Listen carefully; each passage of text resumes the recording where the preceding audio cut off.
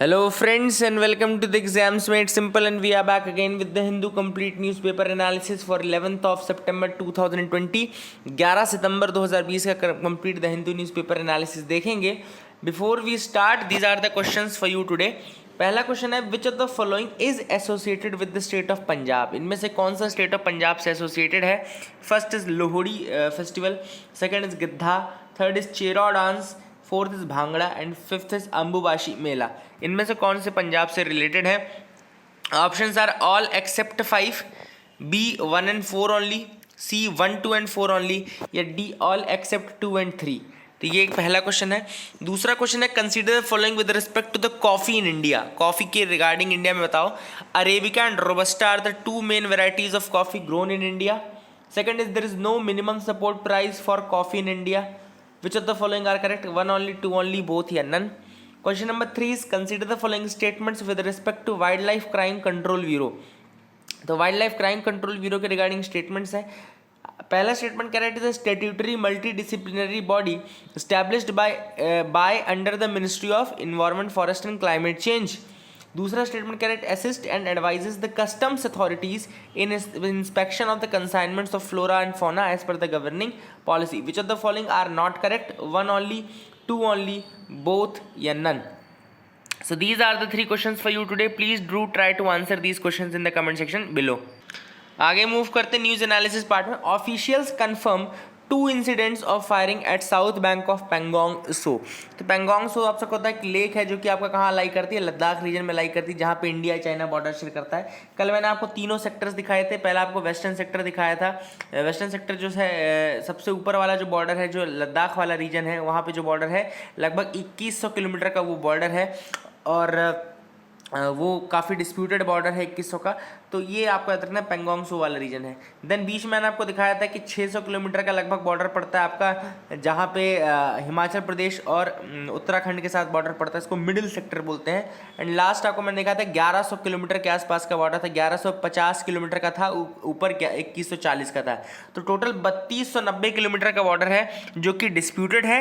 And overall लगभग 4050 kilometre का border share करता है इंडिया चाइना के साथ। लगभग 4000 किलोमीटर का बॉर्डर शेयर करता है इंडिया चाइना के साथ, और उसमें से 3200 किलोमीटर 3290 किलोमीटर का जो बॉर्डर है वो डिस्प्यूटेड बॉर्डर है, जिसमें western sector plus eastern sector आता है। ईस्टर्न में आपका अरुणाचल प्रदेश वाला रीजन आता है जहां बॉर्डर शेयर करता है, और वहीं पे तवांग मोनेस्ट्री भी है, एंड इसके अलावा जो मैकमहोन लाइन है वहाँ पर है।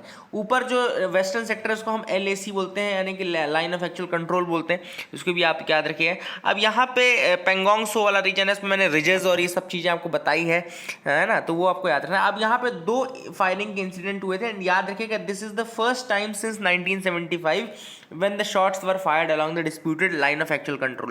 तो LAC में फायरिंग की घटना है पहली घटना है आफ्टर 1975। याद रखिएगा this is the first time since 1975 these shots were fired along the disputed line of actual control। तो लाइन ऑफ एक्चुअल कंट्रोल में फायरिंग की ये पहली घटना है आफ्टर 1975, ठीक है ना। तो ये आपको इंपॉर्टेंट याद रखना है।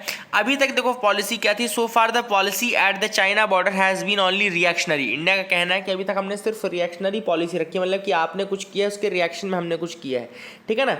But it can not be a long term solution. लेकिन ये लॉन्ग टर्म सोल्यूशन नहीं हो सकता है। आपको और तो हमको दोनों को रिस्ट्रेंट रखने की ज़रूरत है, और इसके लिए बातचीत भी चालू है, कमांडर लेवल पे बात चालू है, सारी चीज़ें हो रही हैं ऑलरेडी। लेकिन अब इनका ये कहना है कि these things can not continue for long, है ना। These things can not continue for long. तो ये आपको याद रखना चाहिए कि इंडिया ने इनको ये चीज़ बोली है, ठीक है। अगली जो न्यूज़ है राफेल के बारे में। Rafales are a game changer. इनके बारे में थोड़ा सा फैक्ट आपको बताता हूँ। राफेल के बारे में मैंने ऑलरेडी बताया हुआ है। इंडिया ने अभी recently 5 batch of first Rafale jets प्राप्त किए। कौन सी कंट्री से प्राप्त किए? तो फ्रांस से प्राप्त किए। एंड इसमें 3 जो है वो सिंगल सीट है और 2 जो है वो ट्विन सीट है। They will be station at Ambala airbase. याद रखिएगा अम्बाला एयरबेस को उतारा गया था। राफेल के बारे में बताओ तो Rafale is a twin engine multi role combat aircraft. याद रखिए it's a twin engine multi role combat aircraft है ये।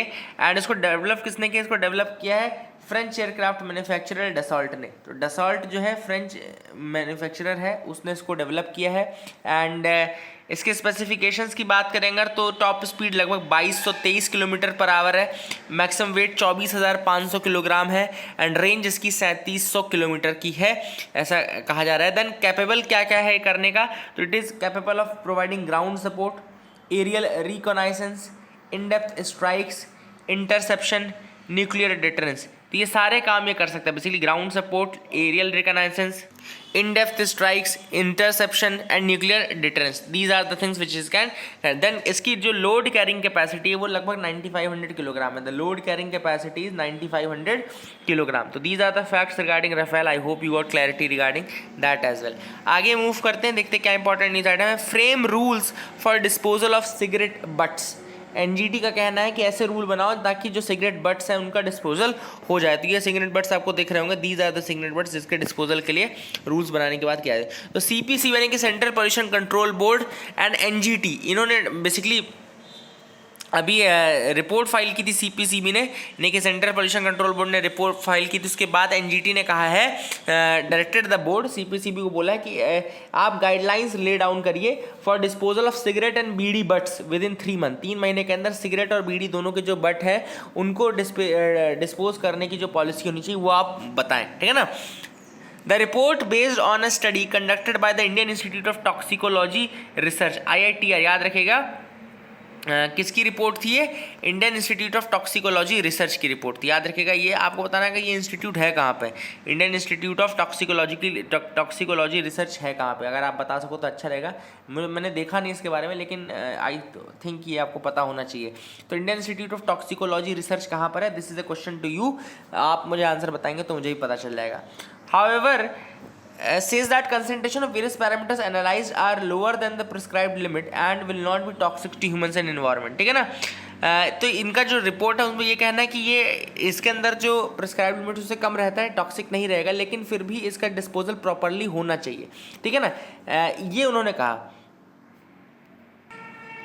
तो इनको कहना है कि while tobacco is undoubtedly harmful and is concerned authorities are seized of the remedial actions, the tribunal is mainly concerned with the manner of disposal of cigarette and bidi butts। तो जो NGT है वो cigarette and bidi buts के disposal की बात कर रहा है। एनजीटी तो आप सबको पता है कि एनजीटी बना था, एनजीटी एक्ट ऑफ 2010, 2010 का एनजीटी एक्ट है।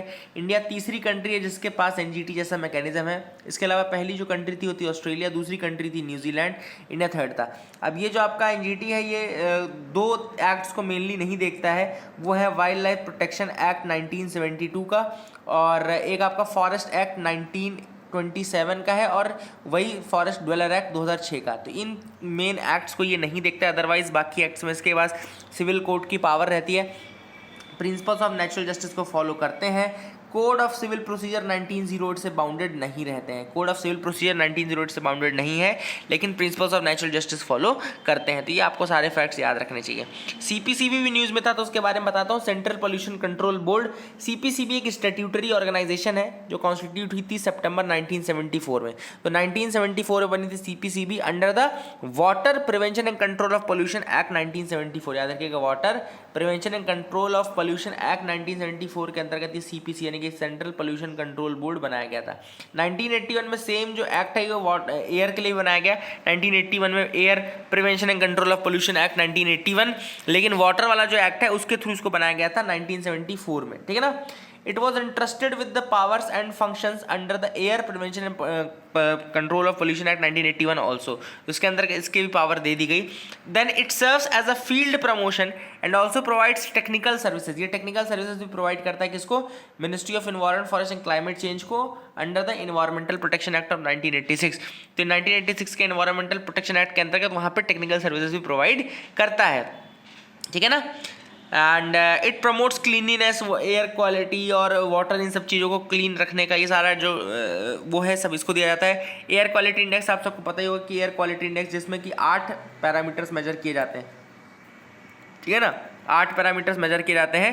तो वो भी सीपीसीबी का ही काम है, मेन सीपीसीबी के अंतर्गत ही आता है, ठीक है ना, याद रखिएगा। अब वो 8 पॉल्यूटेंट मैंने जब बता ही दिया तो आपको नाम बता देता हूँ। देखो, एक तो है O3 मतलब ओजोन, एक है आपका NH3 यानी कि अमोनिया, एक है आपका Pb यानी कि लेड, एक है आपका CO यानी कि कार्बन मोनोऑक्साइड, एक है आपका PM10, एक है आपका PM2.5, एक है आपका NO2 और एक है आपका SO2। तो NO2, SO2, PM10, PM2.5 and O3, NH3, PbCO, ये 8 पॉल्यूटेंट्स है जो कि एयर क्वालिटी इंडेक्स के अंतर्गत आते हैं। अब एक national ambient air quality index भी होता है, वो आप मुझे बताएंगे कमेंट सेक्शन में। अंतर इतना होता है कि एयर क्वालिटी इंडेक्स में 8 पॉल्यूटेंट्स आते हैं और जो एम्बिएंट एयर क्वालिटी इंडेक्स है उसमें 12 पॉल्यूटेंट आते हैं, ठीक है ना। 12 पॉल्यूटेंट में मतलब 4 नए आ गए ना, तो वो 4 कौन से आपको बताना है, ठीक है, 4 बस नए आपको बताने। आगे मूव करते हैं, देखते हैं क्या इंपॉर्टेंट न्यूज़ आइटम्स हैं। और तो you can move with me. Infant with rare disorder being treated in Jaipur. अब यहाँ पे उस डिसऑर्डर का नाम हमको देखना था, तो उस डिसऑर्डर का नाम है lysosomal storage disorder. Lysosomal storage disorder, याद रखिएगा कि लाइसोसोमल स्टोरेज जो डिसऑर्डर है उसको ग्लाइकोजन स्टोरेज डिसीज टाइप 2 भी कहा जाता है। ग्लाइकोजन स्टोरेज डिसीज टाइप 2, याद रखिएगा, ग्लाइकोजन स्टोरेज डिसीज टाइप 2 भी कहा जाता है, या फिर उसको पॉम्पी डिसीज भी कहा जाता है। पॉम्पी डिसीज क्यों कहा जाता है? क्योंकि जो पैथोलॉजिस्ट जेसी पॉम्पी थी 1932 में उसने इनका पता लगाया था, तो पैथोलॉजिस्ट थे जेसी पॉम्पी, उनके नाम पे ये पॉम्पी डिसीज भी कहा जाता है, ठीक है ना।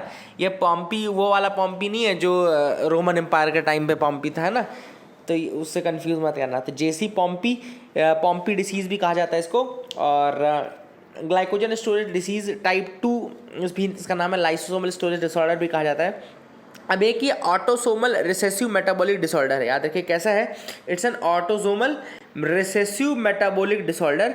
इसमें क्या डैमेज हो जाता है, जो which damages the muscles and nerve cells throughout the body.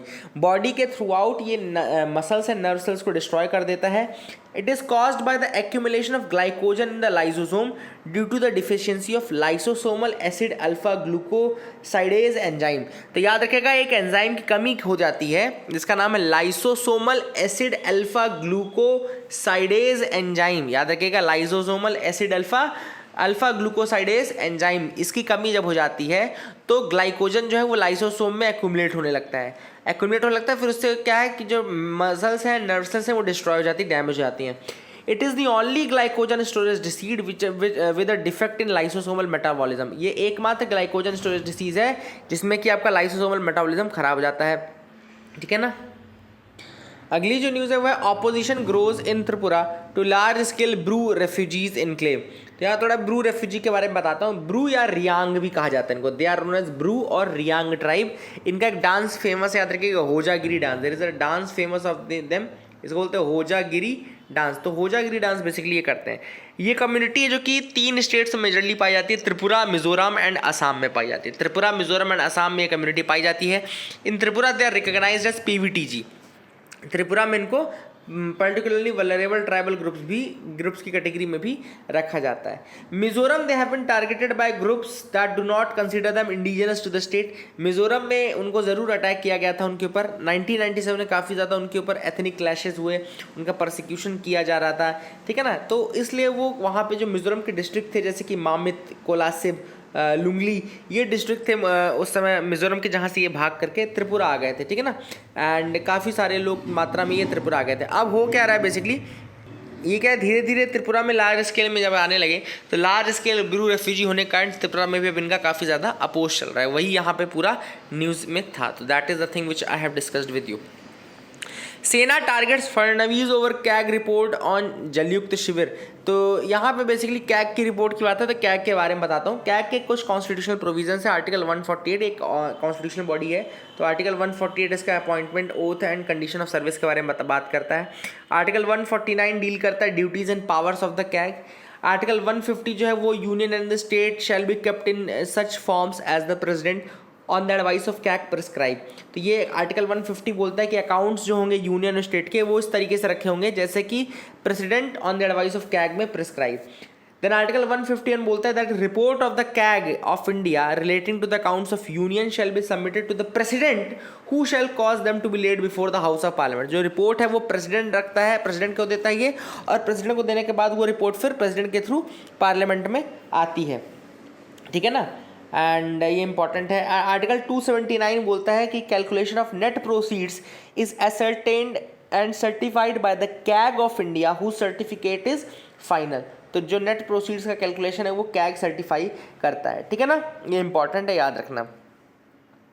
से जो थर्ड शेड्यूल है उसका सेक्शन 4 कहता है, 4 कहता है थर्ड शेड्यूल का, it prescribes the form of oath and affirmation to be made by the judges of the Supreme Court and the CAG of India at the time of assumption of office। तो इस बिल्कुल इसमें भी oath है ये किया जाता है, ठीक है ना, याद रखिएगा। ये कुछ फैक्ट्स आपको बता दिए। आगे मूव करते हैं, देखते क्या इंपॉर्टेंट न्यूज आइटम है। यहाँ पे एडिटोरियल सेक्शन में आते हैं, an agriculture led revival as flawed claim. अब यहाँ पे ऑथर ने बोला, जैसे कई लोगों ने कहा होगा, आपने भी काफ़ी पढ़ा होगा 3-4 दिन में, कि एग्रीकल्चर ने इस बार इकोनॉमिक रिवाइव जो होगा वो एग्रीकल्चर रिवाइव करेगी। अब उसके 4 रीजन है कि क्यों ऐसा कहा जा रहा है कि एग्रीकल्चर लेड रिवाइवल है। पहला जो रीजन है वो ऑथर कहता है कि India's food grain production in 2019-20 was 3.7% higher than 2018-19। India का जो फूड ग्रेन प्रोडक्शन था वो ज़्यादा था 2018-19 के कंपैरिजन में 2019-20 में, ठीक है। अब इसके बाद उन्होंने ये बोला है कि the procurement of rabi wheat, जो प्रोक्योरमेंट है रवि वीट का वो ज़्यादा हुआ है, ओके, वो ज़्यादा हुआ है 2020-21 में 12.6% प्रोक्योरमेंट ज़्यादा हुआ है रवि का, ठीक है। तो ये इंडिकेट करता है कि एग्रीकल्चर जो था वो रेजिलियंट रहा। The first point they are giving is that कि जो रवि क्रॉप्स है उसका जो प्रोक्योरमेंट था वो ज़्यादा हुआ, प्लस फूड क्रॉप प्रोडक्शन भी ज़्यादा हुआ, ठीक है ना। दूसरा जो पॉइंट है वो ये बोला जा रहा है, इन्फ्लेशन जो था वो 9.2% हायर था देन द प्रीवियस ईयर। अब ये 9.2% इसलिए हायर था क्योंकि डिमांड जो थी वो सस्टेन्ड डिमांड थी। और ये दिखाता है कि बेसिकली जो एग्रीकल्चर उसकी फेवर में टर्न्स हो रही हैं टेबल, ठीक है। दूसरा पॉइंट उन्होंने बोला कि इन्फ्लेशन ज़्यादा था 9.2% से, और ये दिखाता है कि उसकी डिमांड बहुत ज़्यादा थी, इसीलिए उसकी प्राइस ज़्यादा हुए होंगे। तीसरा पॉइंट जो है वो बोल रहे हैं कि खरीफ के अंदर का जो 14% से ज़्यादा एरिया अंडर खरीफ आया है, ठीक है ना। हायर खरीफ सोइंग है और higher sale of tractors, fertiliser, ये सारी चीज़ें हैं। इस कारण से इकोनॉमी को एक बूस्ट मिलेगा, एक पुश मिलेगा, ठीक है ना। देन फोर्थ पॉइंट इनका ये कहना है, government's economic package for agriculture as a part of 20 lakh crore Atmanirbhar Bharat package. तो गवर्नमेंट ने जो एग्रीकल्चर के लिए किया है काफ़ी ज़्यादा बड़ा पैकेज के अंदर था आत्मनिर्भर भारत, वो भी बहुत ज़्यादा इंप्रूव करेगा एग्रीकल्चर को और उसको इंजन ऑफ रिवाइवल बनाएगा। तो ये 4 पॉइंट्स हैं। ऑथर ने कहा कि इन 4 पॉइंटों की वजह से लोगों को लग रहा है कि एग्रीकल्चर लेड रिवाइवल होगा, there will be an agriculture led revival because of these 4 points. Now one by one he is discussing these points. तो रबी प्रोक्योरमेंट की सबसे पहले बात करते हैं। रबी प्रोक्योरमेंट में ऑथर ने कहा है कि state governments in many northern states put in considerable efforts to ensure that procurement did not suffer. सबसे पहली बात कि प्रोक्योरमेंट क्यों बढ़ा, तो ऑथर ने कहा है कि कोविड-19 के चलते governments were extra cautious that the procurement should not suffer because of this covid pandemic, therefore they were procuring more and more. But author is saying one thing more, that one should not be looking at procurement but he should be looking at the market arrival, how much product is arriving at the market. Actually procurement तो कर लिया, procurement 100 kilo किया लेकिन market में केवल 10 kilo उतारा, ठीक है ना। इसका रीजन क्या है कि मार्केट अराइवल जो था लगभग 15 क्रॉप्स के लिए कम था। ऑथर ने कहा 2020 में मार्केट अराइवल क्रॉप्स के लिए कम था। अब देखो जब मार्केट अराइवल कम है इसका मतलब क्या है, इसका मतलब ये कि जो लॉकडाउन हुआ, जो ये सारी चीज़ें हुई, इन सब के कारण जो है मार्केट में माल नहीं उतर पाया। एंड फॉर दैट रीज़न ये शो करता है कि एग्रीकल्चर की इतनी मतलब वो इतना उसका लेड रिवाइवल नहीं था। प्रोक्योरमेंट बढ़ने बस को मत देखो, आप उसका मार्केट अराइवल देखो, see the market arrival as well. दूसरा पॉइंट जो ऑथर उठा रहा है वो ये है कि इन्फ्लेशन एंड प्राइसेस। जो इन्फ्लेशन आप बोल रहे हो कि इन्फ्लेशन बढ़ गया 9.2% ज़्यादा था और वो दिखाता है कि सस्टेन डिमांड है, तो that price rise is not because of demand. Author ने कहा कि डिमांड के कारण प्राइस नहीं बढ़ रही है, प्राइस इसलिए बढ़ रही है क्योंकि जो सप्लाई चेन थी वो डिसरप्ट हो गई। The supply chain was disrupted and लोगों ने पैनिक बाइंग भी की है फूड प्रोडक्ट्स। उनको ये लगा कि लॉकडाउन होगा, ये सारी चीज़ें होंगी, तो कहीं ऐसा ना हो जाए कि मतलब कि बाद में ना मिल पाए, इस सारी चीज़ों को देखते हुए उन्होंने किया। एंड सप्लाई चेन डिसरप्ट होने के कारण कहीं से माल आ नहीं पा रहा था, इस कारण से उसके प्राइसेस ऑटोमेटिक सी बात है कि बढ़ जाएंगे। देयरफॉर ट्रेडर मार्जिन इन सबको देखते हुए उनके प्राइसेस बढ़ गए थे, ठीक है ना। एंड डार्क साइड ये है कि बहुत सारे छोटे फार्मर्स ऐसे भी है जो खुद प्रोड्यूस नहीं करके खाते हैं बल्कि वो खरीद के खाते हैं, एंड उनको बहुत ज़्यादा तकलीफ इस कारण से प्राइसेस के बढ़ने से हुई। खरीफ के सोइंग के बारे में ऑथर ने कहा है कि given that rabi income fell during the lockdown, many rural households have return to farming, intensified farming. तो सिंस जो रवि क्रॉप्स था वहाँ पे थोड़ा कम इनकम हुई, तो इस कारण से उन्होंने और ज़्यादा इंटेंसीफाई कर दिया। एक तो ये रीज़न है कि खरीफ की क्यों प्रोडक्शन ज़्यादा हो रहा है। दूसरी चीज़ कि बहुत सारे माइग्रेंट लेबर्स थे जो गाँव को लौट आए हैं from the cities, they have return from cities to the villages. Now what they are doing is that they are getting involve in the agriculture sector only. तो अब वो कहीं और काम तो कर नहीं सकते, तो एग्रीकल्चर में काम करेंगे। सो फॉर दैट रीज़न वो जो नए लोग आए उन्होंने भी एग्रीकल्चर शुरू कर दिया और उन्होंने भी ग्रो करने लगे खरीफ क्रॉप्स को। इस कारण से खरीफ का जो है कहना चाहिए कि उसमें जो एरिया ऑफ कल्टीवेशन है वो ज़्यादा हो गया था। एंड ऑथर ने यही कहा है कि ये नहीं शो नहीं करता कि ये इसमें ग्रोथ हो रही है, बल्कि ये दिखाता है कि कितनी बेरोजगारी थी और वो सारे बेरोजगार अब गाँव में आ गए हैं, इसलिए वहाँ पे अब वो इस तरीके से काम कर रहे हैं। ऑथर ने एक और चीज़ बोली यहाँ पे, सारी चीज़ें ऑथर ने कही। और चौथा जो पॉइंट था ट्रिकल फ्रॉम पैकेज, मतलब कि जो आत्मनिर्भर भारत पैकेज है उसका क्या। तो ऑथर ने कहा कि आत्मनिर्भर भारत पैकेज अगर आप देखो, एग्रीकल्चर एक तो केवल 15% ऑफ जीवी यानी ग्रॉस वैल्यू एडेड में कंट्रीब्यूट करता है, केवल 15%। तो अगर एग्रीकल्चर 4% से ग्रो करेगा तो मतलब कि 0.6% कंट्रीब्यूट करेगा। अगर उसको 1% कंट्रीब्यूट करना है तब भी एग्रीकल्चर को 6% से कम ग्रो करना पड़ेगा, ठीक है ना। मतलब 6% जब एग्रीकल्चर ग्रो करेगी तब जाकर के 1% को जीडीपी जीवीए में कंट्रीब्यूट कर पाएगा। दूसरी चीज़ ये भी एक देखनी पड़ेगी कि पोटेंशियल, मतलब कि ये तो है पोटेंशियल तो है इसमें, लेकिन आप अगर ये देखो कि आत्मनिर्भर भारत पैकेज के कारण ये सब चेंज बहुत ज़्यादा मात्रा में होंगे, तो ऐसा नहीं है, बहुत ज़्यादा वो कोई ड्रास्टिक चेंज नहीं कर सकता। अब ऑथर ने जो अगला पॉइंट बोला है कि अब हमको देखो ये देखना है कि सोल्यूशन कहाँ पर है। तो सोल्यूशन देखो, ये फ्रंट लोडिंग में नहीं कि आप पीएम किसान में दे रहे हो या कैसे, आपको करना चाहिए था कि उनकी पेमेंट को तो डबल कर देना चाहिए था, 6,000 से बढ़ा करके 12,000 कर देना चाहिए। तो उनके पास थोड़ा ज़्यादा डिस्पोजेबल इनकम आती तो ऑटोमेटिक सी बात है कि डिमांड बढ़ जाती। देन आपको मिनिमम सपोर्ट प्राइस को रेज करने की ज़रूरत है। ऑथर ने कहा है कि आप उनको इस तरह से पैसे मत दो, आप उनका एमएसपी बढ़ाओ ताकि जो ओवरऑल प्रोडक्शन के बाद उनको बेचने में फ़ायदा हो। उनको मेन जो किसान का रेम्यूनरेशन है वो बेचने से ही आएगा। जब वो बेचेगा और अच्छा मूल्य उसको मिलेगा तो वो फिर हमेशा खुश रहेगा। तो इस कारण से आप कॉम्प्रिहेंसिव कॉस्ट को देखते हुए आप उसके एमएसपी को बढ़ाने का कष्ट करें, ऐसा ऑथर ने सजेशन दिया है। इसके अलावा लोन रिपेमेंट का मोराटोरियम तो है ही, government should have waived the interest on the loan also. अब ऑथर ने कहा कि मोराटोरियम तो ठीक था, लेकिन गवर्नमेंट को क्या करना था कि इंटरेस्ट भी नहीं लेना चाहिए था, ठीक है ना, on that products, animal husbandry हो गया, इनमें नहीं लेना चाहिए था। Government should have announced a package of direct assistance for the crisis ridden poultry and meat sectors as well. तो मीट सेक्टर और पोल्ट्री सेक्टर के लिए भी डायरेक्ट एक पैकेज की मांग की जा रही है। एंड ऑथर ने कहा है कि ये चीज़ करने की ज़रूरत है। दूसरा जो एडिटोरियल है वो है the great greying of China. अब ये चाइना की वन चाइल्ड पॉलिसी के ऊपर ये आर्टिकल लिखा हुआ है कि चाइना ने जो वन चाइल्ड पॉलिसी स्टार्ट की थी वो डेंग जियोपिंग के रीजन में स्टार्ट की थी, रीजन में 1979 में। ओके 1979 में स्टार्ट की थी डेंग जियोपिंग से रीजन। तो ये याद रखना है आपको कि 1979 में डेंग जियोपिंग ने इसको स्टार्ट किया था। अब जब उन्होंने स्टार्ट किया था उस समय 1979 में 2-3 रेवोल्यूशंस हो रहे थे चाइना में। एक तो था the cultural revolution. Okay cultural revolution में आप सबको पता है कि काफ़ी ज़्यादा वहाँ पे लोगों की जानें भी गई, काफ़ी ज़्यादा लोगों की हत्या की गई, खुलेआम इस तरह से हुआ। देन दूसरा चीज़ वहाँ पे एक ग्रेट लीप फॉरवर्ड हुआ, there was a great leap forward जो कि इकोनॉमिक डेवलपमेंट के लिए चाइना के लिए किया गया था, ठीक है ना। इसमें उन्होंने क्या किया कि जितने हमारे एग्रीकल्चर में जुड़े लोग थे, एग्रीकल्चरल में जुड़े जो लोग थे, उनको उन्होंने मैन्युफैक्चरिंग में ट्रांसफ़र करना शुरू कर दिया, खेतों में इंडस्ट्रीज़ बनाना शुरू कर दिया। मतलब ग्रेट ए लीप फॉरवर्ड एक तरीके से कहना चाहिए कि इंडस्ट्रियलाइजेशन था चाइना का। एक तरीके से चाइना में इंडस्ट्रियलाइजेशन लाने की एक वो थी और एग्रीकल्चर में जो लोग जुड़े थे उन सबको शिफ्ट कर दिया गया टू द इंडस्ट्रीज। उस समय ही वन चाइल्ड पॉलिसी है। अब उसका फॉल आउट बहुत ज़्यादा है, मतलब बहुत ज़्यादा डिजास्ट्रस इम्पैक्ट देखने को मिले चाइना में। जैसे कि एवरेज जो बर्थ रेट है चाइना में that has fallen to 1.6 birth per women. जो वहाँ पे बर्थ रेट है वो बर्थ जो है एवरेज बर्थ रेट वो 1.6 बर्थ पर वुमेन हो गया है, ठीक है ना। ये 2017 में national bureau of statistics of China ने ही रिपोर्ट बताया, ठीक है ना। अनऑफिशियल फिगर कह रहे हैं कि ये तो ऑफिशियल था, अनऑफिशियल कह रहे हैं कि 1.05 के आसपास हो गया है, ठीक है ना, एज लो एज 1.05। यूएसए का 1.77 है, इंडिया का 2.24 है, ठीक है ना। दूसरी चीज़ इसमें जो इनका जो पॉपुलेशन रिप्लेसमेंट रेट है वो भी कम है ना। और इस कारण से बहुत ज़्यादा ओल्ड एज पॉपुलेशन अब यहाँ पे रिसाइड कर रही है, बहुत ज़्यादा ओल्ड एज पॉपुलेशन रिसाइड कर रही है।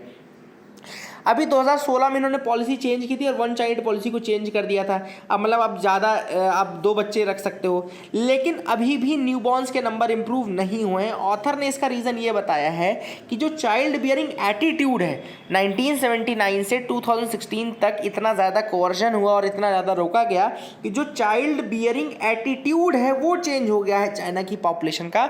और अब वहाँ पे एक प्रॉपर जो लिविंग स्टैंडर्ड, लाइफस्टाइल, इन सारी रीजंस को देखते हुए वहाँ पे लोग जानबूझ करके एक ही बच्चा रखते हैं, है ना। They are seeing the past experiences and अपने पास्ट एक्सपीरियंसेस के कारण वो इसको एक बच्चे को ही अच्छा मानते हैं। अब मैं आपको एक होमवर्क दूंगा, जैसे ज्योग्राफी ऑप्शनल है मेरा, तो मैं जो ज्योग्राफी ऑप्शनल उनको तो पता होगा, माल्थस की एक थ्योरी आती है, there is a population theory of Malthus, इसको मैल्थूजियन थ्योरी बोलते हैं। मैल्थूजियन थ्योरी को भी एक रीज़न माना जाता है कि क्यों वन चाइल्ड पॉलिसी कहा जाता है, किया था, क्योंकि मैल्थस ने बोला था कि जो आपकी पॉपुलेशन है वो जीपी में ग्रो करती है, मतलब कि ज्योमेट्रिक प्रोग्रेशन में 2, 4, 8, 16, 32, 64 ऐसे ग्रो करती है। और जो आपका फूड क्रॉप्स है, मतलब कि ये तो आपके पॉपुलेशन ग्रोथ है वो जीपी में होता है, और जो फूड क्रॉप्स हैं वो आपके एपी में बढ़ते हैं, मतलब 2, 4, 6, 8, 10, 12 ऐसे होता है। तो जो मतलब 64 हो गया, यहाँ पे फूड क्रॉप केवल प्रोडक्शन 12 रह गया। तो ये इनका कहना था कि एक समय ऐसा आएगा जब फूड क्रॉप्स बहुत कम हो जाएंगे, पॉपुलेशन बहुत ज़्यादा हो जाएगी। तो ये भी एक रीज़न माना जाता है कि क्यों चाइना ने वन चाइल्ड पॉलिसी लगाई थी। तो इसका माल्थस से भी आप ले सकते हैं कि करस्पॉन्डिंग माल्थूजियन थ्योरी को देखते हुए ये उन्होंने हिसाब लगाया था। इसमें कुछ पॉजिटिव चेक्स भी आते हैं, है ना। तो what are the positive checks in the Malthusian theory, ये एक बार आप देख लीजिएगा। माल्थूजियन थ्योरी मैंने आपको टर्म बता दिया, जिनको नहीं पता होगा। वैसे तो ये एनसीईआरटी में भी दिया है, वैसा नहीं कि ज्योग्राफी ऑप्शनल वालों को मैंने बोल दिया था आपको ऑप्शनल वालों को डिटेल काफ़ी ज़्यादा रहती है, लेकिन अगर आपने डिटेल नहीं पढ़ी तो भी आपको ये चीज़ आराम से एनसीईआरटी क्लास 12th में मिल जाएगा। अगर आपने ज्योग्राफी की एनसीईआरटी क्लास 12th की पढ़ी है तो उसमें आपको मैल्थूजियन थ्योरी मिल जाएगा, है ना। तो ये सारी चीज़ें दी हुई हैं, वो एक बार देख लेना। China will need huge expenditure on health, social welfare and pensions. Its saving rate will decline. A fall in the number of young people will lead to a decline in manufacturing, export and also mean lower revenues for the government. तो अगर ये population नहीं बढ़ी, young population नहीं बढ़ी, तो उनका धीरे धीरे मैन्युफैक्चरिंग घटेगा, एक्सपोर्ट घटेगा और उनका रेवेन्यू भी कम होता जाएगा। China will get old before reaching the levels of rich countries like USA, Singapore, Japan. In countries के लेवल में पहुंचने से पहले ही चाइना ओल्ड हो जाएगा, यानी कि बूढ़ा हो जाएगा। अब यहाँ पे ऑथर ने एक टर्म यूज़ किया है, टोटल फैक्टर प्रोडक्टिविटी, यानी कि टोटल फैक्टर प्रोडक्टिविटी ग्रोथ। ये क्या होता है? It is the ratio of output का ratio versus the cost of input per hour basis. तो पर आर बेसिस में जो रेट ऑफ आउटपुट है विज़ rate of input per hour basis में जो है वो आपका टोटल फैक्टर प्रोडक्टिविटी कहलाता है। चाइना ने अपना total factor productivity growth already किया जा चुका है चाइना में। क्यों किया, कैसे किया? क्योंकि उन्होंने माइग्रेंट जो वर्कर्स थे और जो एग्रीकल्चरल वर्कर्स थे उनको मैन्युफैक्चरिंग में डाल दिया, है ना, स्टेट ओन्ड इंटरप्राइजेज में। तो इनका जो टोटल फैक्टर प्रोडक्टिविटी है वो ऑलरेडी ग्रो कर चुका है। 5% 1980s में बढ़ा, 1991 से 95 तक 7% बढ़ा, 95 से फिर और धीरे धीरे मतलब घटता गया। 95 से 2010 में 4% हो गया, 2010 से 2015 में 2% हो गया। ये मतलब अब हमने देखा कि इसका पीक आ गया था टोटल फैक्टर प्रोडक्टिविटी का और फिर डिक्रीज भी हो गई। यहाँ पे ऑथर लगा कि टोटल फैक्टर प्रोडक्टिविटी वो 3 चीज़ों में डिपेंड करता है। तो मार्केट रिफॉर्म्स में, देन इंप्रूवमेंट ऑफ गवर्नेंस में and scaling of human skills in manufacturing and services में। तो स्केलिंग ऑफ ह्यूमन स्किल्स तो की जा चुकी हैं, बट अब वहाँ ओल्ड एज पॉपुलेशन है। दूसरा गवर्नेंस, आपको पता है चाइना का हमेशा से कैसा रेस्ट्रिक्ट रहा है, डेमोक्रेटिक, वहाँ पर कुछ ज़्यादा है नहीं। एंड मार्केट रिफॉर्म्स तीसरा। तो ये 3 पे ही फैक्टर प्रोडक्टिविटी लाई करती है। ऑथर ने ऐसा कहा है, these are the things which have been majorly mentioned in this article. And ये आपको इंपॉर्टेंट याद रखना है for the examination also. Exam point of view से इन सारी चीज़ों को आप याद रखेगा। I hope you got clarity regarding that. आगे मूव करते हैं, देखते हैं और क्या इंपॉर्टेंट न्यूज़ आइटम्स है जिनके डिस्कस करना है। Supreme court asks AGs aid in Bhushan case. Prashant Bhushan का केस आपको सबको होता है, कंटेंट ऑफ कोर्ट का केस है। कंटेंट ऑफ कोर्ट के याद रखिए constitution provision article 129 and article 215। Article 129 बोलता है कि supreme court shall be a court of record and can punish for its contempt. And 215 बोलता है यानी high court will be a court of record and can punish for its contempt. ठीक है ना, article 215 और 129। अब सुप्रीम कोर्ट ने basically के वेणुगोपाल से कंसल्ट करने का सोचा है कि जो क्वेश्चन ऑफ लॉ है in the Prashant Bhushan case. अब क्वेश्चन ऑफ लॉ क्या है कि क्या लेवल रहती है, कहाँ तक आप जुडिशरी को क्रिटिसाइज कर सकते हो for the corruption cases. Is it right to criticize the judiciary in a public forum, या how much you can criticize the judiciary in public forum, या अगर कोई करप्शन का केस है जुडिशरी के अगेंस्ट तो कितना आप उसको क्रिटिसाइज कर सकते हो। ये चीज़ें जो है ये क्वेश्चन ऑफ लॉ है, इनके लिए डिस्कशन करना है। दूसरा चीज़ ऑथर ने कहा है कि जो सुओ मोटू कंटेम्प्ट का पावर है, सुओ मोटू ही कंटेम्प्ट के लिए कर सकते हैं। एंड जब वो सुओ मोटू कंटेम्प्ट के लिए करते हैं तो उनको जो आपके अटॉर्नी जनरल है उनसे कोई परमिशन नहीं लेनी पड़ती है। देखो नॉर्मल जो पिटीशन होगा अगर कंटेम्प्ट ऑफ कोर्ट का PIL आएगी तो फिर उसके लिए पहले जो के वेणुगोपाल या जो भी व्यक्ति AG की पोस्ट में रहता है उससे कंसल्ट करना पड़ता है, पहले वो परमिशन देता है तब वो केस दायर होता है। लेकिन अगर सुओ मोटू कंटेम्प्ट का लगाना है तो वो सुप्रीम कोर्ट के पास पावर है।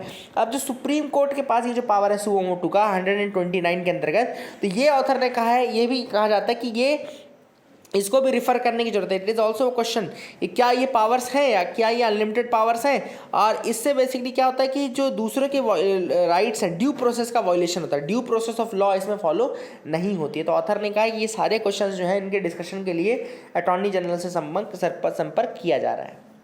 Golden Temple gates FCRA registration. अब गोल्डन टेम्पल जो है आपका हरमिंदर साहिब, उसका जो बेसिकली अमृतसर में है ये, उसका रजिस्ट्रेशन FCRA की फॉरेन कंट्रीब्यूशन रेगुलेशन एक्ट 2010 के अंतर्गत होम मिनिस्ट्री में हो गया है। अब इससे क्या फ़ायदा होता है, इससे फ़ायदा ये होता है कि अब इसको फॉरेन डोनेशंस मिल जाएगी, फॉरेन कंट्रीब्यूशन सब ये रिसीव कर सकते हैं। फॉरेन कंट्रीब्यूशन लेने के लिए आपको होम मिनिस्ट्री के साथ इस FCRA के अंतर्गत आपको रजिस्टर होना पड़ेगा। तो अब इनको रजिस्ट्रेशन हो गया है तो अब इनको बिल्कुल एलिजिबल हैं कि वो फॉरेन फंड्स ले सकते हैं, ठीक है ना, याद रखिएगा। ये इसका यूज़ काफ़ी ज़्यादा किया जा सकता है। India and Japan sign logistics agreement. तो बेसिकली इंडिया एंड जापान ने साइन किया है reciprocal provision supplies and services. याद रखिएगा कौन सा एक्ट है, reciprocal provision supplies and services, इन्होंने ये एग्रीमेंट साइन किया है। It will increase the interoperability between the armed forces of India and Japan. याद रखिएगा armed forces of India and armed forces of Japan जो है बेसिकली वो उनको फ़ायदा देगा लॉजिस्टिक्स के रिगार्डिंग। ये बेसिकली लॉजिस्टिक्स का ये एग्रीमेंट है जो दोनों कंट्रीज ने साइन किया है। This agreement will establish the enabling framework. याद रखिएगा ये इंडिया जापान के रिलेशनशिप के लिए भी आपको याद रखना है। जैसे इंडिया जापान के रिलेशनशिप पे कभी क्वेश्चन आता है तो उसमें भी आप लिख सकते हैं जैसे कि फोरेक्स स्वैप अरेंजमेंट इन्होंने किया था, तो आप बोल सकते हैं कि फोरेक्स स्वैप अरेंजमेंट अभी साइन किया था। देन सिविल न्यूक्लियर डील इन्होंने साइन की थी। जापान तो बहुत कम लोगों के साथ सिविल न्यूक्लियर डील किया, इंडिया उनमें से एक है जिन्होंने NPT साइन भी नहीं किया है, उसके बाद भी उन्होंने हमारे साथ सिविल न्यूक्लियर डील की है। देन तीसरा पॉइंट ये लिख सकते हैं कि इन्होंने अभी रिसेंटली हमारे साथ reciprocal provision supplies and services इन्होंने मतलब साइन किया, अंडरस्टैंडिंग ये सब साइन किया। और ये इंटरऑपरेबिलिटी नेटवर्क है जो कि इंडियन आर्म फोर्सेज और जापानीज आर्म फोर्सेज को मदद करने के लिए रहेगा, ठीक है ना। रेसिप्रोकल प्रोविजन ऑफ सप्लाईज, दोनों रेसिप्रोकल सर्विसेज प्रोवाइड करेंगे। Then United Nations peace keeping operations, humanitarian international relief and other mutually agreed services, ये सारी एक्टिविटीज़ के लिए ये इंटरऑपरेबिलिटी का प्रोविजन रखा जाएगा, ठीक है ना। तो ये आपको याद रखना है। These are the things which have been there. I hope you got clarity regarding that. आगे मूव करते हैं। यहाँ तो कोई ऐसी न्यूज़ आइटम नहीं जिसको डिस्कस करना है, so you can move with me, that is it for the day. Answers एक बार मैं ज़रूर आपको बता दूं, जो क्वेश्चंस मैंने पूछे उनके आंसर्स बताता हूँ। पहला क्वेश्चन मैंने पूछा था कि कौन सा पंजाब से एसोसिएटेड है, तो लोहरी है, गिद्धा है, चेरो नहीं है, चेरो मिज़ोरम से आई थिंक, एक बार देख लेना, मिज़ोरम से। भांगड़ा है एंड अम्बुबाशी नहीं है, ये असम से है। तो चेरो 3 नहीं है और 5 नहीं है, 3 और 5 नहीं है, तो 5 वाले तो हटा दो, 3 वाले भी हटा दो, 1 2 4, 1 2, C will be the answer. दूसरा कॉफ़ी के रिगार्डिंग मैंने पूछा था, तो अरेबिका रोबस्टा कॉफ़ी की कैटेगरी है, बिल्कुल सही है। There is no MSP for coffee in India, ये भी सही है, दोनों सही है, बोथ आर करेक्ट। देन आपसे पूछा था wild life crime control bureau के रिगार्डिंग, तो wild life crime control bureau क्या एक मल्टी डिसिप्लिनरी बॉडी है जो कि minister of environment forest and climate change के अंतर्गत आती है, तो यस है। दूसरा चीज़ मैंने आपसे पूछा था असिस्ट करती, एडवाइस करती है कस्टम्स अथॉरिटीज़ को in inspection of the consignments of flora fauna, ये भी है, बिल्कुल सही है। तो को पूछा क्वेश्चन है कि नॉट करेक्ट कौन सा है, तो दोनों ही सही है, मतलब D will be the answer, none of them are incorrect. Last एक न्यूज़ आपको फैक्चुअल न्यूज़ यहाँ से भी याद रखनी है, जो ये हेडिंग है ना, इसमें लिखा है actor Paresh Rawal appointed national school of drama chief. तो NSD national school of drama के चीफ बनाए गए हैं। अब मुझे ऐसे आपको NSD के बारे में बताना चाहिए, चलो अब मैं आज तो नहीं बता पाया, कल मैं इसको बता दूंगा, लेकिन तब तक आप मुझे बताना कि NSD कैसे बना, पहले NSD कुछ और था, बाद में कुछ और हुआ, कौन से ईयर में कुछ और हुआ, ये क्वेश्चंस आपके लिए हैं NSD के बारे में। तो please do tell me that also. That is it for the day. I hope you like the video. Keep loving us, keep sharing us. Thank you and have a nice day.